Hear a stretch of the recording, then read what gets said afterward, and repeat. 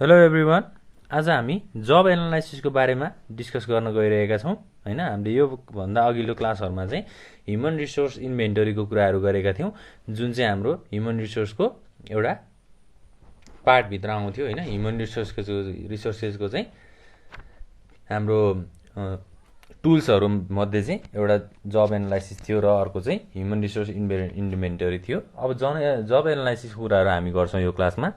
जब analysis भनेको चाहिँ के हो त? यसलाई हामीले डेफिनेसनबाट भन्दाखेरि पनि process of defining jobs within the organisation भित्र चाहिँ हामीले जबलाई डिफाइन गर्ने अथवा हामीले अब organisation and the behavior necessary to perform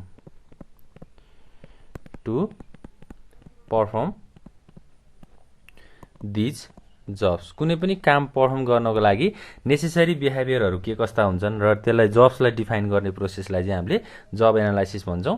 अब जब एनालाइसिसले चाहिँ कस्तो कुराहरुलाई स्पेसिफाई गर्छ त भन्दा जस्तै इट स्पेसिफाइज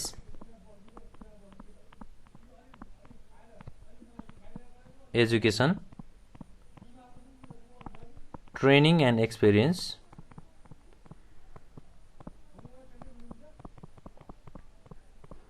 ट्रेनिङ र एक्सपिरियन्सहरु हैन। त्यसैगरी अरु के हुन सक्छ त?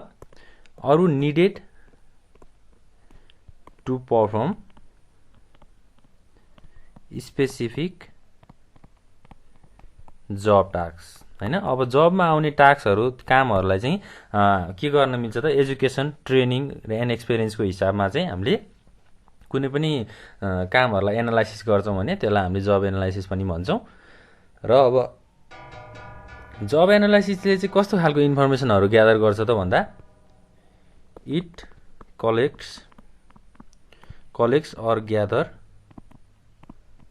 Information regarding the nature and kind of job in terms of what is necessary हैन। अब कुनै पनि जब गर्नको लागि के कुराहरु नेसेसरी हुन्छ, के कुराहरु चाहिन्छ, त्यो त्यस्तो खालको इन्फर्मेसनहरु ग्यादर गर्ने अथवा कलेक्ट गर्ने प्रोसेसलाई हामीले जब एनालाइसिस भनेर पनि भन्न सकिन्छ। जब एनालाइसिसले चाहिँ अब जब्सको बारेमा इन्फर्मेसनहरु ग्यादर गर्ने हैन। त्यसपछि अब इम्प्लोइजहरुलाई त्यो जबमा लगाउनको लागि एजुकेसन अनि ट्रेनिङ एन्ड एक्सपिरियन्सहरु चाहिँ स्पेसिफाई गर्ने कुराहरुलाई चाहिँ हामीले जब एनालाइसिसको रूपमा लिन सक्छौं। अब जब एनालाइसिसको पर्पज अथवा यसको मेन अब्जेक्टिभ चाहिँ के हो त? पर्पज अफ जब एनालाइसिस के हुन सक्छ त? जस्तै इज टु प्रिपेयर, फर्स्टमा छ जब डिस्क्रिप्सन, सेकेन्डमा आउँछ जब स्पेसिफिकेसन, त्यसैगरी थर्डमा के आउँछ त? कन्डक्ट जब इभ्यालुएसन। यो तीनटा एस्पेक्टको चाहिँ मेन हाम्रो जब एनालाइसिसको बनाउने मेन पर्पज भनेको यो तीनटा छ। अब यसलाई हामीले डिटेलली एक्सप्लेन गर्छौं। सुरुमा हामीले जब डिस्क्रिप्सनको कुराहरू गर्छौं। ए नम्बरमा जब डिस्क्रिप्सन। अब जब डिस्क्रिप्सन भनेको चाहिँ के हो त? यो चाहिँ एउटा स्टेटमेन्ट अफ जब हो हैन, जसले चाहिँ के कुराहरू डिस्क्राइब गर्छ भन्दा जबको इन्टेल्सहरु चाहिँ डिस्क्राइब गर्छ। Information regarding job summary, job duties, job title, job activities. हामीले यसलाई डेफिनेसनबाट भन्दाखेरि चाहिँ के भन्न सकिन्छ त? It is the statement of job. जबको एउटा स्टेटमेन्ट हो जसले चाहिँ के डिस्क्राइब गर्छ त? which describes job details जबको डिटेल्सहरु चाहिँ यसले स्टेटमेन्ट चाहिँ तयार पार्छ र जब डिटेल्सहरु डिस्क्राइब गर्छ। अब इट इन्क्लुड्स जब डिटेल्समा चाहिँ के हुन्छ त इट इन्क्लुड्स इन्फर्मेसन रिगार्डिङ के कुराहरु हुन सक्छ त जस्तै एउटा आउँछ जब समरी जबको समरी गर्ने हैन त्यसैगरी जबको ड्युटीजहरु दायित्वहरु त्यसैगरी जबको टाइटल अब कुन जब गर्न लागो हो कस्तो खालको कामहरु टास्कहरु परफर्म गर्न लागो हो त्यसको टाइटल त्यसैगरी जब एक्टिभिटीज जबको अब कुनै स्पेसिफिक टास्क कामहरु एक्टिभिटीज भनेको काम हैन त्यसैगरी अर्को के हुन सक्छ त responsibility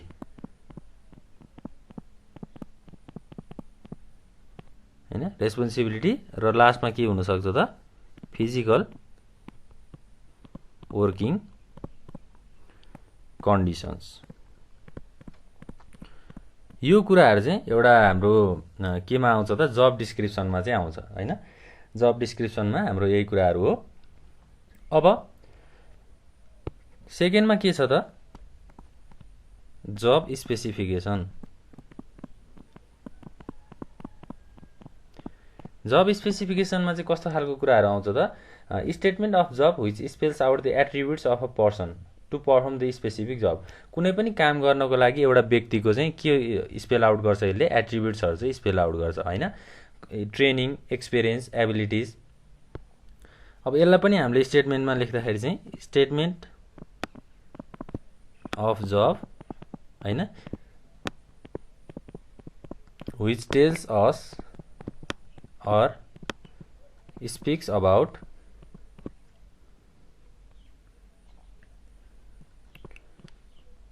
the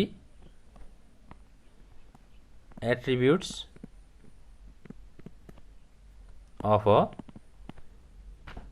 person to perform the specific job। Specific job भनेको कुनै पनि काम परफर्म गर्नको लागि चाहिँ हाम्रो जब स्पेसिफिकेसनले चाहिँ के गर्छ एउटा स्टेटमेन्ट यो चाहिँ एउटा स्टेटमेन्ट अफ जब हो जसले चाहिँ के कुराहरु बताउँछ त एउटा पर्सनको एउटा व्यक्तिको चाहिँ एट्रिब्युटहरु हामीलाई स्पेल आउट गर्ने काम गर्छ। जस्तै इट इन्क्लुड्स इन्फर्मेसन अबाउट के कुराको इन्फर्मेसनहरु यसले लिन्छ त जस्तै एजुकेसन त्यसैगरी training experience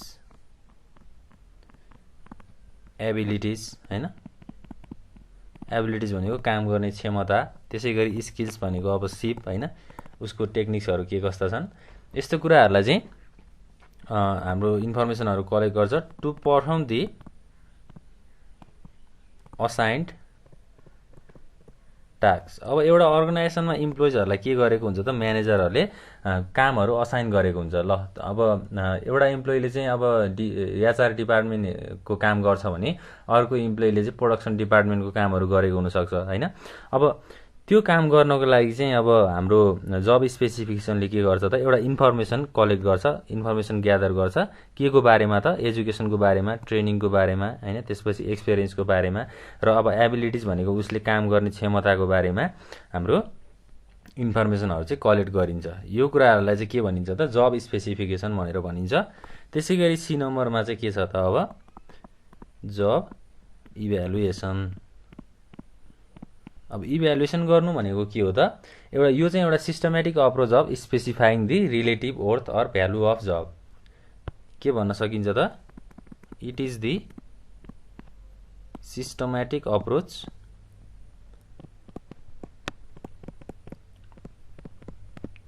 of specifying the relative worth value हैन त्यसको अर भ्यालु अफ जब। जबको भ्यालुको चाहिँ अब एउटा सिस्टमेटिक अप्रोचबाट स्पेसिफाई गर्ने कुराहरुलाई जब इभ्यालुएसन भनिन्छ। यसले चाहिँ के कुराहरू गर्छ त भन्दा इट र्याङ्क्स हैन र्याङ्किङ गर्नलाई चाहिँ हेल्प गर्छ र्याङ्क्स अल दी जबहरूलाई चाहिँ र्याङ्किङ गर्ने in a hierarchy to rate the worthiness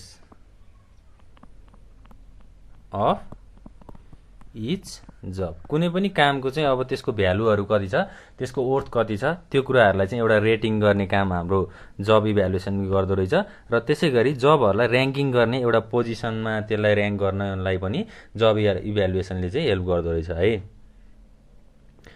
अब जब इभ्यालुएसन भनेको चाहिँ हामीले यसलाई जब डिस्क्रिप्सन र जब स्पेसिफिकेसनको आउटपुट हो भनेर पनि भन्न सकिन्छ जस्तै हाम्रो job evaluation is the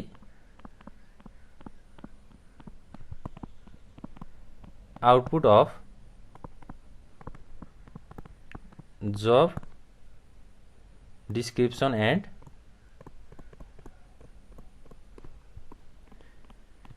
job specification यो पोइन्टले पनि हामीलाई धेरै मद्दत गर्छ दुईटा कुराको आउटपुट रिजल्टहरु निस्किन्छ भने त्यसलाई हामीले जब इभ्यालुएसन पनि भनेर भन्न सक्छौं अब फर्स्टमा हाम्रो डायग्राम अनुसार हेर्ने हो भने पनि जब डिस्क्रिप्सन हुन्छ यसरी पनि डायग्राम बनाएर हामीले एक्जाममा डिटेलहरु लेख्न सक्छौं त्यसैगरी के हुन्छ त जब स्पेसिफिकेसन हुन्छ र यो दुईटाबाट अब आउने रिजल्टलाई चाहिँ हामीले के भन्न सक्छौं त जब इभ्यालुएसन भनेर भन्न सक्छौं ल यसरी हामीले एउटा डायग्राम पनि ड्र गर्न सक्छौं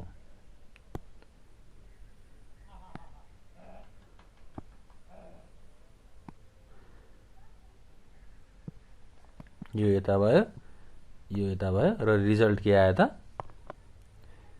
जब इभ्यालुएसन आयो ल यसरी हामीले कुराहरुलाई बुझ्न सक्छौं अब कन्क्लुजन गर्दाखेरि जब एनालाइसिस भनेको चाहिँ यसले चाहिँ कस्तो खालको इन्फर्मेसनहरु प्रोवाइड गर्दो रहेछ त जब र इम्प्लोइजहरु बीच चाहिँ अब त्यो दुईटाको चाहिँ डिफरेन्ट हैन HRM एक्टिभिटिज ह्युमन रिसोर्स म्यानेजमेन्टको चाहिँ कसरी कामहरु हुन्छ त्यो कुराहरुलाई चाहिँ हामीले जब एनालाइसिसबाट बुझ्न सक्दो रहेछौं अब HRM एक्टिभिटिज भनेको चाहिँ कस्तो हो त जस्तै इम्प्लोइको रिक्रुटमेन्ट सिलेक्सन हैन सोशलाइजेसन मोटिभेसन यी सबै भनेको HRM को एक्टिभिटिजहरु हो ह्युमन रिसोर्स म्यानेजमेन्टको एक्टिभिटिजहरु हो एक्टिभिटिज भनेको कामहरु हो जसलाई चाहिँ अब कुनै पनि इम्प्लोइजहरुले परफर्म गरेका हुन्छन् हैन उनीहरुले चाहिँ इम्प्लोइजहरुले चाहिँ कसरी परफर्म गरेका हुन्छन् त उनीहरुको पनि जब हुन्छ उनीहरुको पनि पोजिसन हुन्छ त्यहीको आधारमा चाहिँ जब एनालाइसिस गरिन्छ यो तीनटा स्टेपले चाहिँ जब एनालाइसिस गर्नलाई हेल्प गर्छ ल अब जब एनालाइसिस भनेको यति नै हो हैन जब एनालाइसिसको हाम्रो छोटो मिठो टपिक छ र अब यो कुराहरुलाई चाहिँ अब एकचोटी हेर्नु होला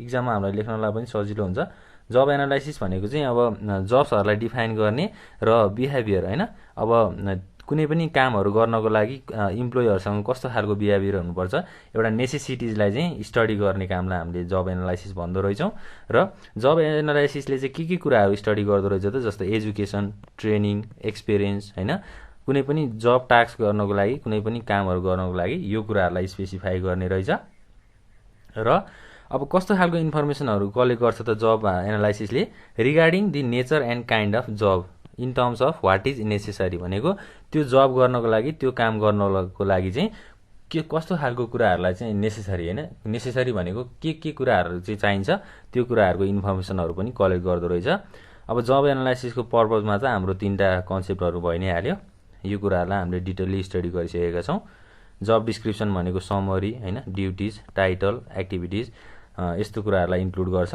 जब स्पेसिफिकेसनमा चाहिँ अब एबिलिटिज एक्सपीरियन्स हैन यस्तो कुराहरुलाई इन्ट्री गरिन्छ अथवा एउटा स्टेटमेन्ट तयार गरिन्छ र इभ्यालुएसन भनेको र्याङ्किङ गर्ने भइहाल्यो हैन सजिलो छ कुनै पनि गाह्रो छैन र यसैगरी अब पढ्नु होला अर्को टपिकमा हामी डिमान्ड एन्ड सप्लाईको कुराहरु गर्छौं डिमान्ड एन्ड सप्लाई फोरकास्टिङको कुराहरु